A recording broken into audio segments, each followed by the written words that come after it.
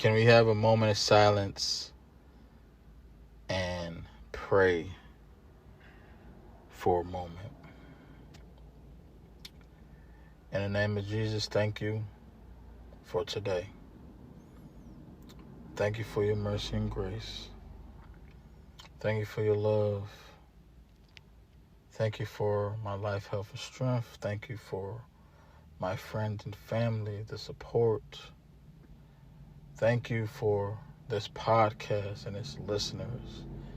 And I bless and thank and ask, may you continue to deliver me and allow me not to lean towards my own understanding. I ask for your abundance. Touch my heart. Deliver me from any wicked way I may have.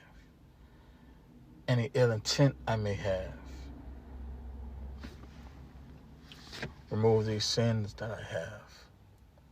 Change my heart. Allow me to be a better man for you, for my family, and just touch the world. Touch the world. Amen. Now, I won't be here long. Again, this is Blair, your Care Bear. No hair, don't care, all faith, no fear. And I do want to talk to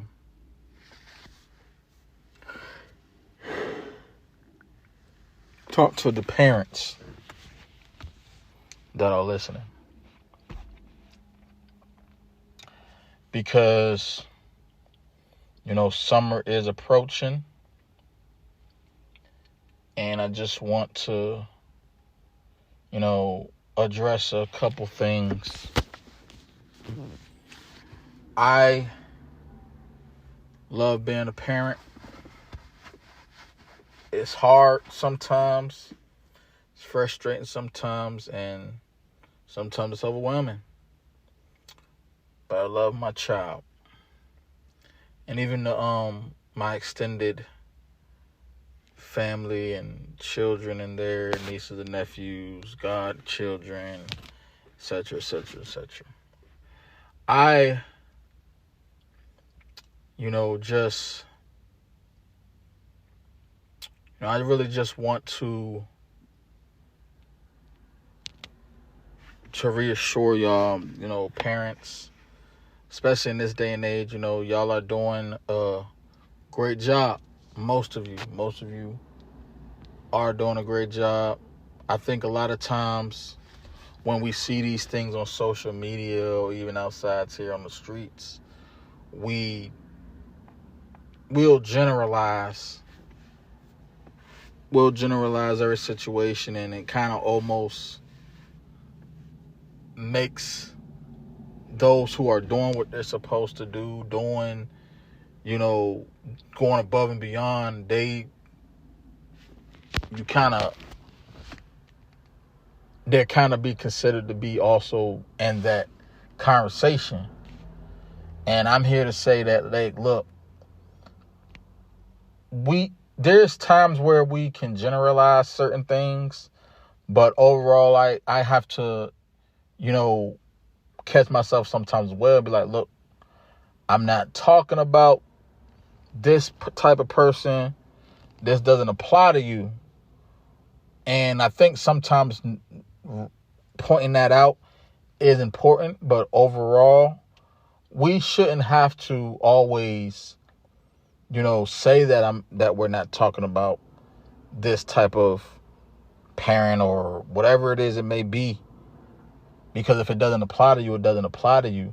Because again, I fall short of that as well. Sometimes I'm like, well, not all parents are like that, but it's just like, if it doesn't apply to you, it doesn't apply to you. I think sometimes you know, because I do it as well. When we see something, you know, out here, like we outside and we might be in a grocery store, we might be walking, then we might see a child just, you know, walking around and like, hey, yo, where's your, you know, we might be thinking to ourselves like, hey, where their child, where their parent at? I mean, I'm gonna be honest, I don't always do it. And like I said, we have to sometimes be mindful and careful as far as like who we're approaching. Because at the same time, it's like, hey, this is a child. They're walking by themselves in a store with a bunch of people. Anybody can just go and get them. But it's also one of those type situations where it's like, do I want to, you know, approach a child that I don't know and that I don't recognize and literally want to just like, hey, come with me. Let's find your mom. Let's find your dad. And then you find them and then the parent snaps off. And that's kind of like that's probably like my first instinct sometimes too, where it's like, oh man, I see this child and they just out here by themselves and I don't really know what to do. Sometimes it's like, it just depends on where you are. Like if it's like a public setting, you know, you gotta be careful. And even like for me, like when I was younger, like I tell my son all the time, he's 8, but that's like, shoot, I was 5. You know, I was walking to the bus stop by myself. I was in the neighborhood playing around. I mean, of course, my brother, having brothers and sisters and stuff, but it's just like we're different ages, and I had a little bit more awareness, and I think this time, you know, these times that we live in, you know, especially with the phones and tablets, you know, I don't really like. There's not that many people outside as much. And maybe, and I could be wrong because now that I'm driving and I'm able to get out of the neighborhood and, you know, see different areas, it's like, okay, yeah, there's kids that still be outside. This kid's still, you know, out there playing by themselves. There's kids walking around the streets and doing these things. But you know, it's just something that I think about. It's like, as a parent, I'm overprotective already. Like, I don't even like my son crossing the street by himself, and he lives like he can live across the street or he can be across the street, but it's like, if I can't see you, you're too far. If I don't know where you're going, if I don't know who you're around, it's like, hey, I need all the information. And maybe that could have been some parts where it's like, hey, maybe it's always been that way. There's been parents like this, but it's like, for me, because I take so much pride in, you know, just doing my duty as a parent, as far as making sure that my son is always good, you know, I just don't even try to take that chance. But I know there's going to come a time where one day he's going to go without me, just like in school. But it's like, I'm not in the school with him. I can go by what the teacher says or the principal says and stuff, but it's like, I'll ask him. But it's like, children lie, they tell stories, and I would always used to say that, you know, hey, lying is a taught behavior. You know, they are taught to lie. And it's like, you know, you can lie to your child in some way that the universe, you know, it's like, your children don't know that you're lying, but they're gonna lie because you lied to them. But it's like, no, that's actually like a natural thing. Like, some people lie. Some people lie for nothing. So I don't believe that anymore, that, you know, when children lie, that's something that they picked up on or that they was taught. You know, it's just certain things, just like, you know, I don't want to get in trouble. I don't want to get, you know, a spanking. I don't want this to get taken from me. So sometimes children will tell stories. I think, you know, for me, like I said, I don't spank my son anymore. Like, when he was younger, like 2 and 3 and stuff, you know, me and my ex-wife would, you know, discipline him, you know, like spank him and stuff. But you know, now it's like, you know, yeah, we don't do it because it's just like, well, there's other things, like, it doesn't work, because it's not saying that you spank a child for them to cry, but you, there's other ways to discipline your children. And I'm not going to tell anybody else how to discipline their kids. But, for me, I feel like there's other ways to discipline them, and they can be subordinate and stuff like that. But again, it's trial and error, really. I know people believe that there is no God book or whatnot on how to raise your child. And I mean, I guess, but I always say, like, there's God books. And even if you don't want to go the biblical route, there's books that helps us be better parents. How do we deal with these type of children? But it's just a matter of what you want to listen to. Just because I'm telling you the truth and I'm preaching, or I'm just stating facts, and you don't believe me, that ain't my fault. Like, you just don't believe me. It just all goes on as far as like what you believe and what you don't believe.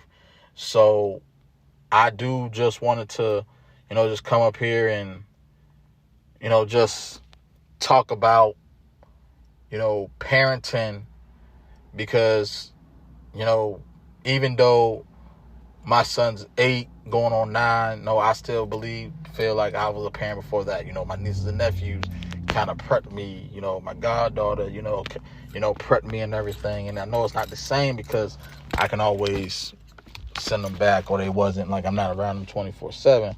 But that's the same thing, like, even with my child. My child doesn't live with me, but he's staying with me for right now. But I think me and my ex-wife, we co-parent well.